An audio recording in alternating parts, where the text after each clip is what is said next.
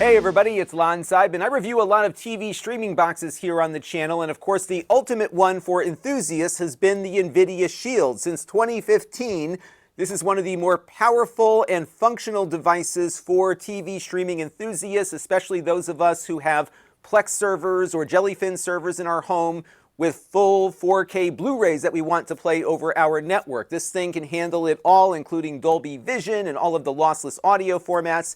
And of course, it's got the same guts as the Nintendo Switch, so it has a lot of horsepower to do gaming and emulation and other things. And when I was at CES, I ran across a company called BuzzTV, and they were showing off this device called the Powerstation 6, and I decided to pick one up to see how it performs and whether or not this can be an NVIDIA Shield replacement. Spoiler alert, it is far from it. But there are some performance things to talk about, which we will cover briefly in this review. But a large part of what I want to talk about today is avoiding this product as an enthusiast because it will definitely disappoint you. Now, before we jump into this, though, I do want to let you know that I paid for this with my own funds. All of the opinions you're about to hear are my own. No one has reviewed or approved what you're about to see before it was uploaded. And of course, this is not a sponsored review. So let's get into it now and see what this box is all about. Now, there's a couple of different versions of this. I went with the least expensive version, which is selling for $289. This one has 8 gigabytes of RAM. There's another version that has 16 gigabytes of RAM for a little bit more. And they have something called the unlimited version that sells for $500.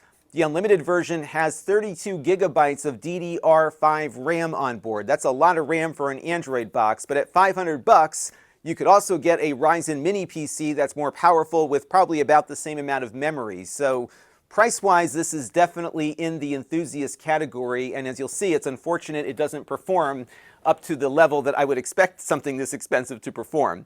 Now, this has a Rockchip RK3588 processor on board. All the different versions of this have that same chip. As you'll see in a minute, it actually performs okay, but again, I think a Ryzen mini PC will do a little better. Now, as far as storage goes, this base model has 128 gigabytes of onboard storage. The 16 gigabyte version also has that 128. The unlimited version goes up to 256. Now, this also has an SD card slot here on the back, so you can add a little bit more. And beyond that, they have a slot here at the bottom for an NVMe SSD that you could put in as well. So you can get some nice fast storage put on this thing that would be completely solid state and silent. The build quality on this is not spectacular. It feels pretty lightweight and hollow, although it looks cool. And then you have a bunch of ports to talk about. You got a USB 3 port here, a USB 2 port, a USB Type-C port. On the back, you've got your power. You got that SD card slot. You have optical audio out. The HDMI here will output 8K. I did test it on my 4K LG television upstairs, and just to save you a lot of time here, this is not a very good Plex device. It did not support Dolby Vision. We were not getting lossless audio passed through to my receiver, so it's very limited, unfortunately, in what it can do, and that's why I'm very disappointed in this for the price point. But it will output 4K and 8K. If you have some other thing that might work on it. And here you've got gigabit Ethernet. Now the performance on this is really its only saving grace. So let me get this thing plugged in and booted up. And while I am doing that, let's pull up the chart here, looking at how it compares, at least with a benchmark, to the NVIDIA Shield and a few other devices. So on the 3D Mark Wildlife test, we got a score of 4,719 on the basic version of that test, and 1,227 on the extreme version of that test. That does best the NVIDIA Shield after all these years, but not by much.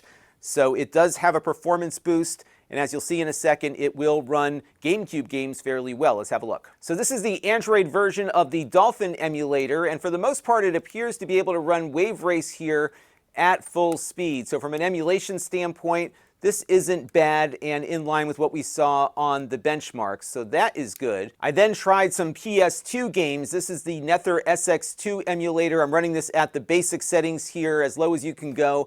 And unfortunately, this game, Burnout Revenge, is not able to run at full speed when there's other vehicles on screen. I found that when I was driving in a less populated area of the map here, it performed a little better, but still a mini PC at around this price point is going to do better with PS2 games. So older consoles will run just fine on this, but you can also run older consoles just fine on much less expensive hardware. And this is the only good thing I have to say about this. Let's take a look at all the things I didn't like. Now, right out of the gate, there was a disqualifying memo in the box. I couldn't believe this when I saw this. They do not want you connecting this to a home theater receiver or a soundbar. They only want you to connect this directly to the television. I looked around to figure out why they had this requirement in the box. I have never seen this before on any TV box I've looked at, expensive or inexpensive. And from reading around on a few Reddit threads, apparently whatever they're doing with the HDMI connector here might not be able to handle the voltage from a receiver that's looking for CEC commands from the device or something. I don't know, but this is definitely a warning sign for enthusiasts that this device is probably not going to be for you. Now, this is running, of course, in a TV-like interface. This is an interface that BuzzTV put together themselves. So this is not an official Android TV box. They do have the Play Store on here, but a lot of apps that you might want to install on a Google TV device will not install here. And that includes things like Disney Plus, or at least the official version of it through the Play Store. They do have a version here that is pre-installed. However, when I went to watch Andor on it, it would not go to 4K. It was only stuck at 1080p, and it only plays Disney Plus content for about a minute or two before it throws up an error message and you are done watching Disney Plus on it. Another big gotcha here is Netflix. Now, you're going to notice I've got two Netflix apps on here. This is one that I installed from the Play Store. Look what happens when I push on it here. It starts loading, and then it says it's got a problem, and it dumps me back out. It won't run it. And if I go to the one that they pre-installed, what you get is the tablet version of Netflix. This is something we see on a lot of these knockoff Chinese Android TV boxes where they shoehorn the tablet version onto the TV box here. Well, that's what you have here. So you don't have a TV version of Netflix running. The videos will likely run full screen, but Dolby Vision and Dolby Atmos and all the audio features that you've come to expect from an enthusiast device do not work here either. Now, as far as its DRM support is concerned, this is certified for Widevine L1, which means that this should support 4K and all of the HDR modes if the app supports it. You will note that the HDCP level right now is at 1. That's just because I have it going through my capture hardware. But when I was testing Netflix and Disney Plus earlier, it was connected through my television upstairs, which is an LG OLED that supports all of the HDCP levels for the highest resolution and visual quality. Now, another knock against it is how out of date its security patch level is. This is running Android 13. And its last security patch was received on August 5th, 2023, and that's even with the latest firmware installed. So this is, to some degree, a security issue, and part of that security issue has to do with the updates here being out of date, but also the fact that it's got a bunch of shoehorned apps on here that I don't know the source of. So there's a lot to be concerned of here. Another thing that I noticed was that the Google Play Store's protection features were disabled by default on this. I was able to turn them back on. So again, this is one of these boxes that feels a lot like a knockoff versus the real thing. One good thing about it, though, which is kind of unfortunate actually, is the remote is really nice on this. It comes with a very premium remote here. It feels really nice in the hand. This is actually the best built part of this product. It is backlit if you turn it on. And what's nice is that there's no advertisements on the remote here, and you can configure these colored buttons here to do whatever you want. And they've got a really nice app to do it in. So you can jump into here, you can update your color keys to map to specific functions or apps. You can also adjust some of your HDMI CEC settings here with the one tap. So I was very pleased with what they did with the remote here. This is probably something that some other TV box makers could learn from, but unfortunately everything else here is just not all that good or useful for the enthusiast crowd. To be honest with you, I was really surprised how poorly implemented Android or Google TV is on this box. They, of course, have their own interface here. It's not cluttered with ads, but nothing works.